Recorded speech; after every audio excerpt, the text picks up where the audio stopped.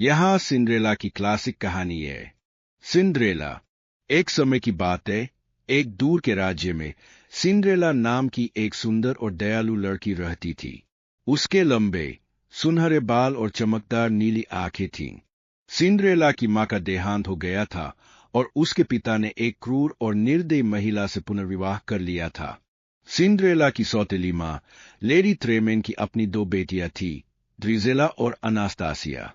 वे बिगड़ा हुआ और स्वार्थी, और उन्होंने सिंड्रेला के साथ बुरा व्यवहार किया। सिंड्रेला के पिता की मृत्यु के बाद लेडी ट्रेमेन ने संपत्ति पर नियंत्रण कर लिया और सिंड्रेला को नौकर बनने के लिए मजबूर कर दिया। सिंड्रेला को करने के लिए बनाया गया था सारे घर के काम, खाना पकाने और सफाई से लेकर फर्श पोंछने तक। अपनी मुश्किलों के बावजूद सिंड्रेला एक दयालु और कोमल आत्मा बनी रही। वह अक्सर चूहों और पक्षियों से बात करती थी, जो बन गए उसके दोस्त।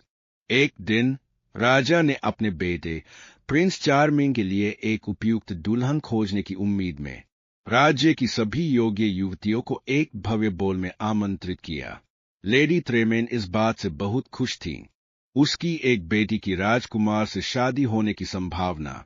जैसे जैसे बॉल का दिन नजदीक आता गया, सिंड्रेला की सौतेली बहनें पागल हो गई, कपड़े पहनने और अपनी कोर्सी का अभ्यास करने में। हालांकि सिंड्रेला बाग लेने नहीं है। परियों की गॉड मदर। जब सिंड्रेला को लगा कि सारी उम्मीदें खत्म हो गई है, तभी उसकी परियों की गॉड मदर प्रकट हुई। अपनी छड़ी के इशारे से परियों की गॉड मदर ने एक कद्दू को एक शानदार, एक सुनहरा रथ चूहे घोड़े में और एक चूहा सारथी में। सिंड्रेला ने एक आश्चर्यजनक नीली पोशाक पहनी हुई थी, जिसमें कांच की चप्पलें भी थीं। परी गॉडमदर ने सिंड्रेला को चेतावनी दी कि जादू आधी रात तक ही टिकेगा। गेंद गेंद पर सिंड्रेला और प्रिंस चार्मिंग ने रात भर नाचते हुए बिताया, गहरा प्यार में पड़ गए। लेकिन जब घड़ी ने आधी रात बजाई, सिंड्रेला को अचानक जाना पड़ा। वह अपनी एक कांच की चप्पल छोड़कर चली गई। राजकुमार उस लड़की की दूर दूर तक खोज करता रहा जिसके पैर में वह चप्पल फिट हो।